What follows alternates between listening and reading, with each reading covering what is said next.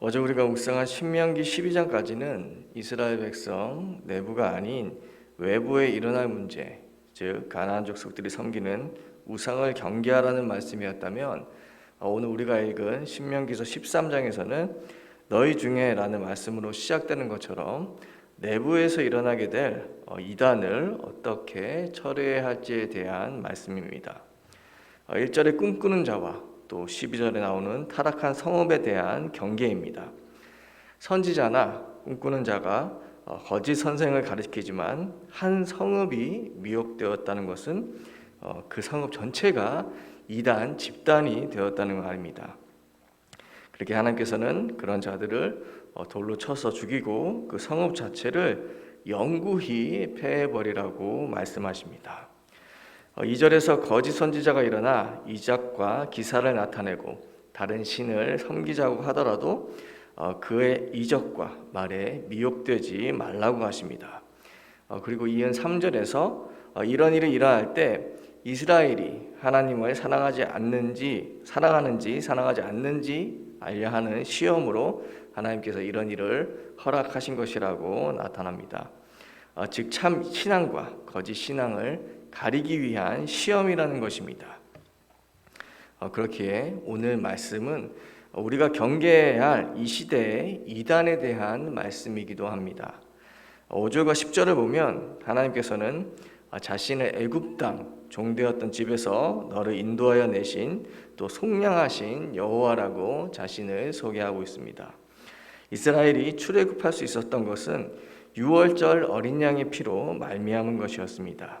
그런데 이를 부인하고 하나님을 배반하게 만들려는 거짓 선지자가 또 그들을 따르는 사람들이 일어나게 될 것이라는 말씀입니다.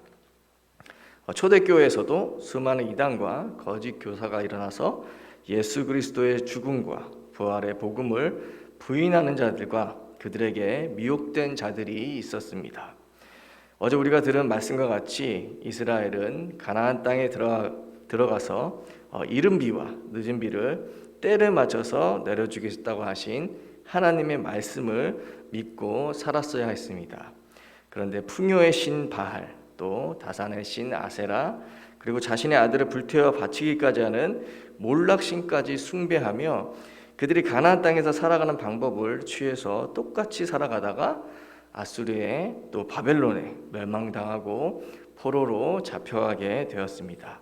그것이 바로 구약 역사의 이야기입니다. 그렇게 하나님께서 미리 거짓 선지자와 이단에 대한 경계의 말씀을 주신 것은 분명히 가나안 족속의 영향을 받아 여호와 하나님 외에 다른 신을 섬기고자 유혹하는 자들이 일어날 것을 미리 아셨기 때문입니다. 모세는 이런 경우를 예상하고 그런 자들을 반드시 죽여서 공동체 가운데 악을 제거하라고 단호하게 명령하고 있습니다. 그리고 그들이 가족이나 친구일지라도 불쌍히 여기지 말고 또 숨기지 말라고 합니다. 모세는 만일 그런 자들의 유혹에 어느 한 성읍이 넘어가는 경우가 생긴다면 그 성읍 전체를 진멸해야 한다고 말하고 있습니다. 바로 거짓 선지자와 이단에 넘어간 자들을 용서하지 말고 사형에 처하라는 것입니다. 왜냐하면 서두에 말씀드린 대로 이런 일은 이스라엘을 애굽 땅에서 건져내신 이스라엘의 하나님 여호와를 배반하게 하는 것이기 때문입니다. 예수님께서는 재림의 때에 적그리스도와 많은 거짓 선지자들이 일어나서 기사와 이적을 행하며 많은 사람들을 미혹에 빠지게 할 것이라고 경계하셨습니다. 그런데 왜 이런 일을 하나님께서 허락하시는 걸까요? 이 점에 대해 사도 바울은 데살로니가 후서 2장 11절과 12절에서 하나님의 미혹의 역사를 그들에게 보내사 거짓 것을 믿게 하심은 진리를 믿지 않고 불의를 좋아하는 모든 자들로 하여금 심판을 받게 하려 하심이라고 말했습니다. 즉 교회 안에 알곡과 가라지를 가려내기 위해서라는 것입니다. 그리고 요한복음 2장 23절과 24절에 6월절에 예수께서 예루살렘에 계시니 많은 사람이 그의 행하시는 표적을 보고 그의 이름을 믿었으나 예수는 그의 몸을 그들에게 의탁하지 아니하셨으니 이는 친히 모든 사람을 아심이요 라는 말씀이 있습니다. 즉 예수님이 행하는 이적만 보고 믿은 사람의 믿음은 하나님께서 인정하지 않는다는 말씀입니다.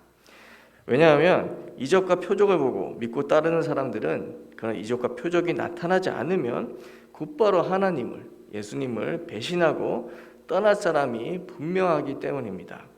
그렇게 하나님께서는 그런 자들을 사형에 처하라고 오늘 말씀에 말씀하신 것입니다. 디모데후서 2장 16절과 17절에도 사도 바울은 이런 자들이 경건하지 못하고 망령되고 헛된 말을 악성 종양같이 교회 내에 퍼뜨리는 자라고 말하면서 디모데전서 1장 19절과 20절의 말씀에 이런 신앙의 양심을 버리고 믿음을 버린 자들을 사탄에게 내어주어서 하나님을 모독하지 못하게 하라고 합니다. 여기서 사탄에 내어줬다는 말은 교회에서 출교를 시키라는 말입니다.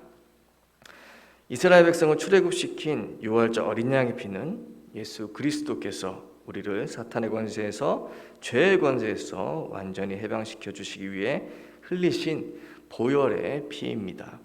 그 피의 복음을 왜곡시키고 사람들을 미혹하는 모든 개인과 단체를 우리는 오늘 주신 말씀과 같이 경계하고 그들이 말하는 거짓 복음을 단호히 거절해야 합니다.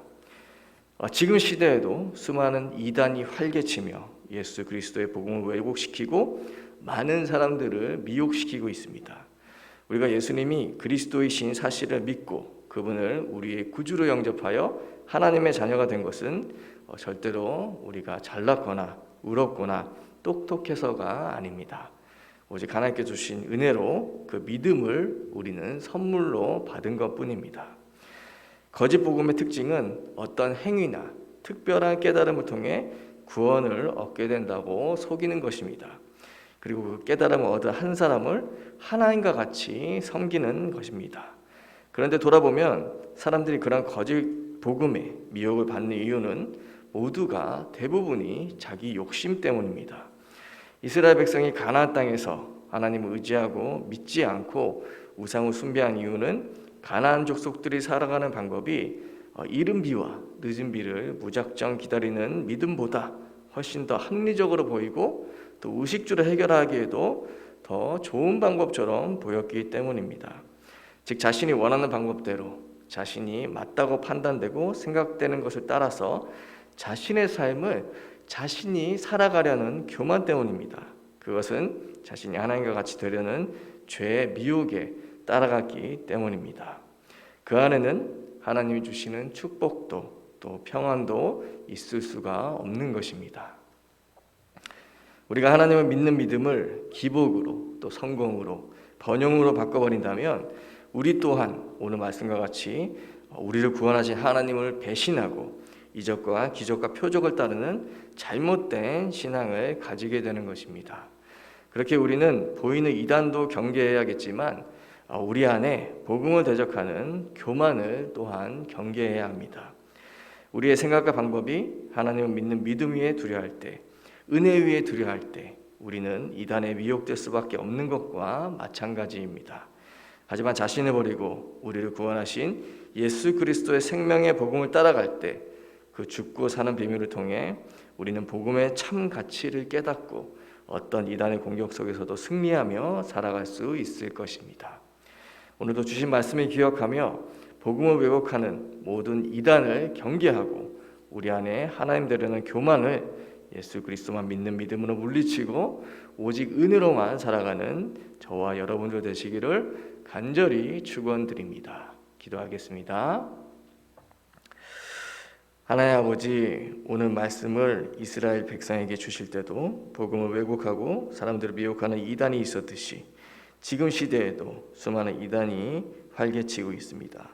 하지만 하나님께서는 그런 자들을 통해서 이단을 통해서 하나님을 향한 우리의 믿음이 더욱 강해지기를 또 하나님만 의지하기를 원하십니다. 오직 우리를 위해 죽기까지 우리를 사랑하신 그 예수님의 죽고 사는 복음의 비밀을 더욱 깊이 깨닫고 얻어가며 누리고 살아가게 하여 주시옵소서. 그래서 구원을 방법화시키고 자신의 욕심을 채우기 위한 수단으로 복음을 왜곡하는 모든 사탄의 속임에서 그 이단에서 우리를 지켜주시고 그런 자들을 우리의 가정에 그런 자들이 또 우리의 가정에 교회에 있다면 그들을 주께로 돌이키는 믿음의 사람들 되게 하여 주시옵소서. 예수 그리스도 이름으로 기도드리옵나이다. 아멘. 하늘에 계신 우리 아버지, 아버지의 이름을 거룩하게 하시며 아버지의 나라가 오게 하시며 아버지의 뜻이 하늘에서와 같이 땅에서도 이루어지게 하소서. 오늘 우리에게 일용할 양식을 주시고 우리가 우리에게 잘못한 사람을 용서하여 준 것 같이 우리 죄를 용서하여 주시고 우리를 시험에 빠지지 않게 하시고 악에서 구하소서. 나라와 권능과 영광이 영원히 아버지의 것입니다. 아멘.